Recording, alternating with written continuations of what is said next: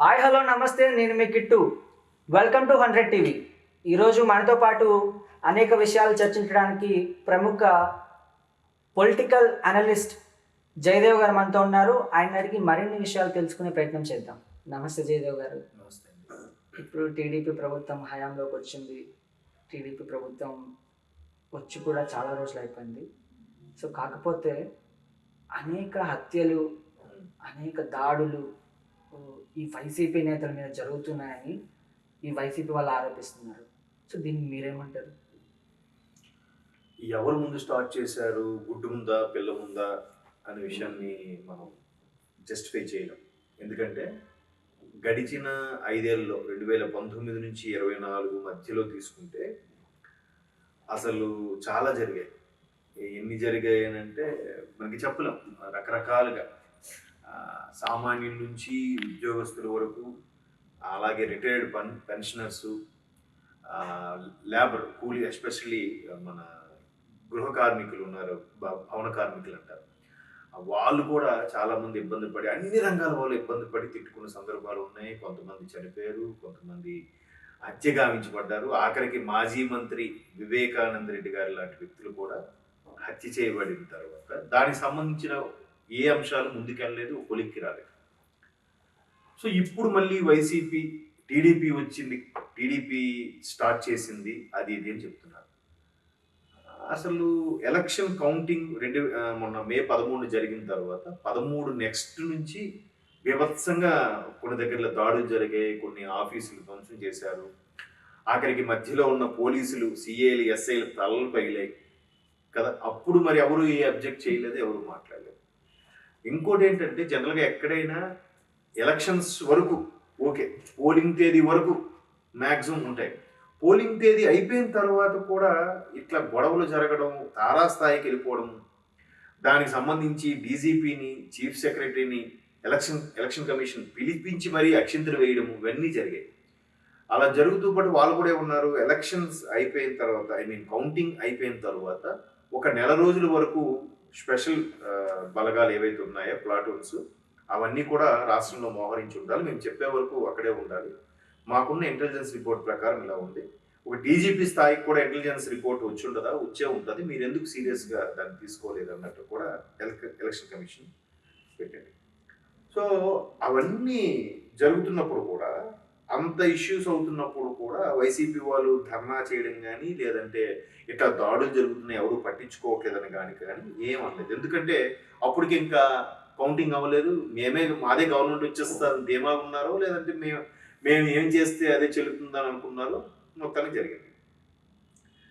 ఇక్కడ మనం ఇంకోటి కూడా బాగా కీన్ అబ్జర్వ్ చేస్తే, అంటే నాకు చాలామంది విశ్లేషకులు కూడా చెప్పారు, నాకు కూడా అర్థమైంది ఏంటంటే 2019 తర్వాత రాజకీయాల యొక్క స్టైల్ మారింది. ఎంతగా మారిపోయిందంటే, మరీ విమర్శ ఉండొచ్చు పర్సనల్గా భార్యల మీద, తల్లుల మీద, లేదంటే వాడు అలాంటోడు ఇలాంటోడు, ఇంక సింగులరే, ఫ్లోరల్ లేదు ఎక్కడ. ఆడొక సన్నాసి, వాడొక 420, ఆడొక యదవ, అలాంటోడు, ఇట్లాగా మంత్రుల స్థాయి వ్యక్తులు కూడా మాట్లాడడం అనేది ఇంతకుముందు అయితే నాకు తెలియదు. నాకు తెలిసినంత వరకు నేను ఆల్మోస్ట్ ఆల్ మీడియాలో ఒక 18 years నుంచి ఉంటున్నాను. ఎప్పుడు నేను ఎంత దారుణంగా మాట్లాడడం అనేది నేను అబ్జర్వ్ చేయలేదు. సో 19 తర్వాత స్టార్ట్ చేసిన తర్వాత 19లో వైసీపీ గవర్నమెంట్ వచ్చింది కాబట్టి బై డిఫాల్ట్గా వాళ్ళే స్టార్ట్ చేశారని అనుకోవచ్చు.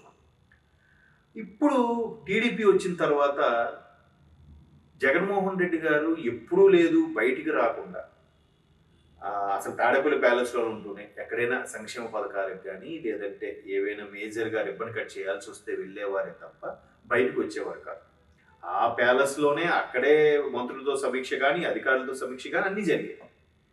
దానికి విమర్శ కూడా ఉండేది. అసలు తాడేపల్లి ప్యాలెస్ వదిలి బయటికి రావట్లేదు అనే కూడా విమర్శ ఉండేది.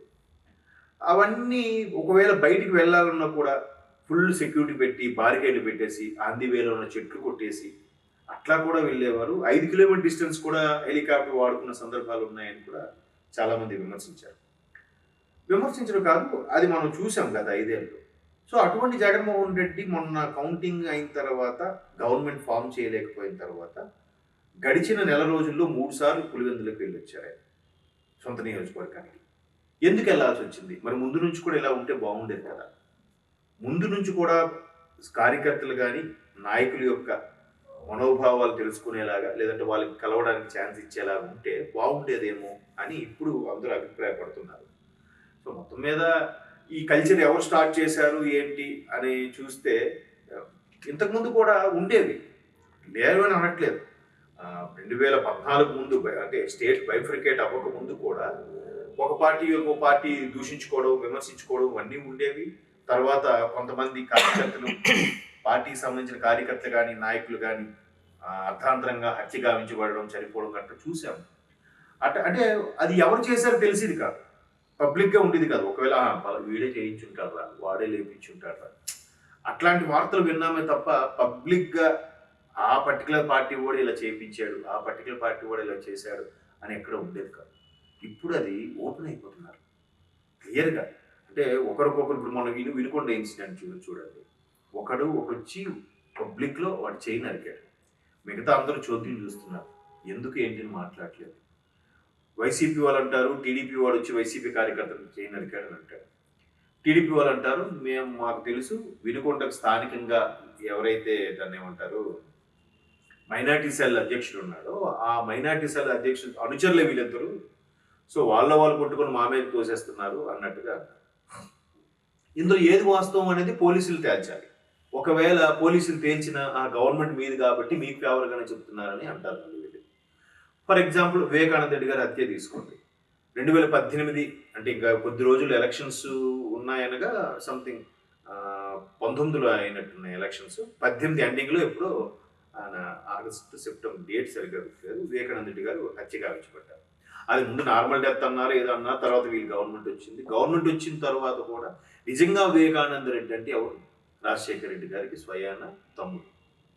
సార్ రాజశేఖర రెడ్డి గారి కుటుంబం వైపు కన్నెత్తి చూడాలంటేనే ఒక్కొక్కడికి పోసుకోవాలి కదా, విమర్శించాలంటేనే భయపడే వాళ్ళు, ఆ కుటుంబం మీద కన్నెత్తి చూడాలన్నా లేదా ఏం చేయాలని భయపడే వాళ్ళు. అలాంటిది ఆ వ్యక్తిని, రాజశేఖర రెడ్డి గారి స్వయాన తమ్ముడిని, ఒక మాజీ మంత్రిని ఆయన ఇంట్లోనే హత్య గావించబడ్డాడంటే దానికి కారకులు ఎవరు? నెక్స్ట్ మొన్న 5 ఏళ్ళు వీళ్ళే వచ్చారు కదా, 5 ఏళ్ళు వీళ్ళే ఉన్నారు కదా. పోలీసులు, అధికారులు, సివిల్ సర్వెంట్స్, కార్పొరేట్లు అందరినీ గుప్పిట్లో పెట్టుకున్నారు. మరి ఏది ఆ కేసు ఏమైనంతవరకు ఎందుకు ముందుకు రావట్లేదు?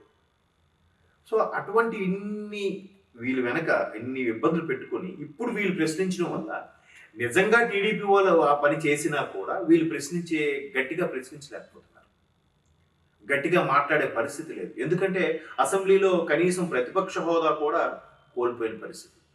ప్రతిపక్ష హోదా కనీసం 175కి గాను ఒక 10% తీసుకున్న 18 ఎన్నో ఉండాలి, 18 అనుకుంటా, 17.5 18 ఉంటే సరిపోదు. 18 కూడా లేవు, 11 ఉన్నాయి. ఇటువంటి పరిస్థితుల్లో ఒకవేళ అసెంబ్లీకి వెళ్ళినా ఈయన స్థాయి ఏంటి, ఈయనకి అసలు ఎక్కడ కూర్చోబెడతారు? ప్రతిపక్ష హోదాలో ఫ్రంట్లో ఎక్కడ ఇస్తారా, లేదా బ్యాక్ ఎక్కడ ఇస్తారా? ఒకవేళ ఇచ్చిన ఒక సాధారణ ఎమ్మెల్యేగా తన యొక్క అభిప్రాయం తెలియడానికి ముందుగా స్పీకర్ ఈయనకి అవకాశం ఇస్తారా, ఇవ్వరా?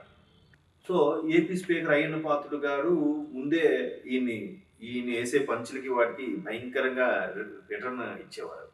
సో అటువంటి వ్యక్తి స్పీకర్గా ఉన్నప్పుడు ఈయన కనీసం ప్రమాణ స్వీకారం కూడా వెళ్ళలేదు కదా. అయ్యన్న పాత్రుడు గారు ఉన్నారు కానీ ప్రమాణ స్వీకారం వెళ్ళలేదు. ఆయన నిరసన కూడా ఇండైరెక్ట్గా నిరసన కూడా చూపించాడు.